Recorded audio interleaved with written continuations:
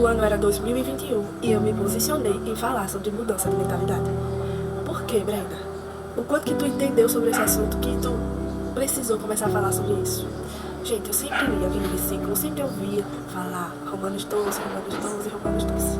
Mas foi estudando sobre organização, né? Personal organizer, a organização de rotina, que eu entendi a revelação desse texto de Romanos 12, que é um texto que, se a gente for analisar, ele cabe bem para uma renovação de mente, para desfrutar em plenitude aquilo que espiritualmente a gente precisa desfrutar, para viver os planos de Deus para a nossa vida, que é a vontade boa, agradável e perfeita, que tem lá no finalzinho de Romanos 12, 5, acredito eu.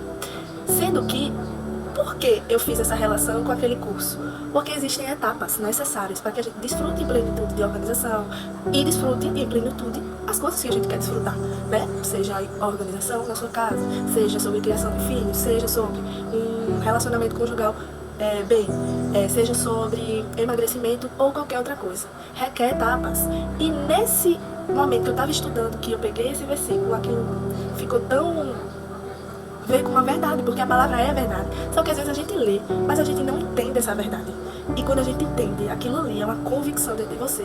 E naquela época, eu tinha ainda alguns problemas que me deixavam de desfrutar a boa, agradável e perfeita vontade de Deus e viver o propósito que Ele tem pra mim.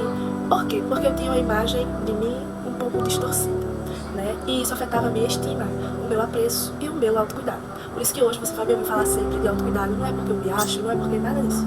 É porque hoje eu valorizo, sabe, quem eu sou. E isso, quem me ensinou foi o próprio Espírito Santo de Deus. E através da revelação dessa palavra, eu pude cuidar não só do meu corpo, mas de dentro para fora, espírito, alma e corpo.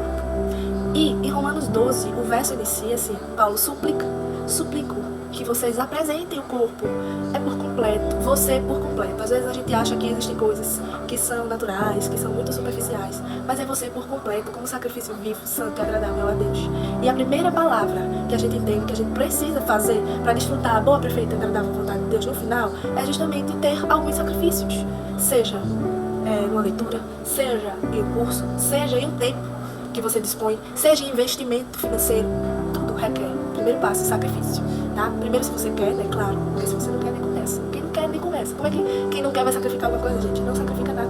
Então tem o sacrifício, né? E depois é não se conformar. Você vai se sacrificar e à medida que você vai se sacrificando, você vai ver o peso do processo. E você precisa entender e não se conformar. Porque é muito mais fácil a gente não fazer nada. Claro que é muito mais fácil não fazer nada. E quem não faz nada vai ter o resultado nada. Isso é sobre tudo na nossa vida, né? Na nossa vida, minha gente. Espiritualmente, profissionalmente, familiar, em tudo. Se você não faz nada, não se sacrifica, não busca conhecimento, não tá fazendo nada, às vezes nada é igual a nada. Então, não se conforma, sabe? E sempre que eu falo em não se conformar, eu não tenho como não me lembrar daquele povo lá do Egito que saiu da escravidão, sabe? Mas eles não queriam o desafio do novo, sabe? Eu preferia voltar do que depender. Porque no novo a gente depende. E a gente precisa ter uma vida que depende sim de Deus, porque Ele sabe mais do que a gente, primeiramente. Ele já sabe, já esteve no futuro. Então, por que não depender dele e confiar nele? Às vezes a gente tem preguiça disso. E aquele povo ali não queria depender do maná cair no outro dia, depender que viesse codorna. Eles não queriam simplesmente depender que a água saísse da rocha. Eles preferiam ficar na condição de escravo, porque lá eles sabiam que ele teria pouco, mas teria todos os dias. E isso muitas vezes a gente leva para a nossa vida profissional, na nossa vida familiar, na nossa maternidade, tudo que a gente faz. E essa não é a vontade boa, agradável e perfeita que Deus tem pra gente. E mais na frente a gente vê, né, não se conforme, mudança de mentalidade. Sabe que eu sempre fiz assim, eu gosto sempre assim. Essas palavras a gente precisa ter cuidado. Porque se a gente faz assim algo que é bom, ok. Mas se é um mau hábito, e se é uma crença que você vive fazendo e acha que tá certo, a gente precisa analisar e mudar a forma de pensar. Não é porque eu sempre fiz assim que eu não posso fazer diferente. Eu acreditava na minha mente, nessa foto aqui. Eu acreditava que eu não ia conseguir voltar ao meu peso ideal, né? Pra mim. E isso influenciava na minha estima e na forma que eu comunicava. Interferia totalmente. Só que eu não me conformei. Eu disse, não, eu me lembro.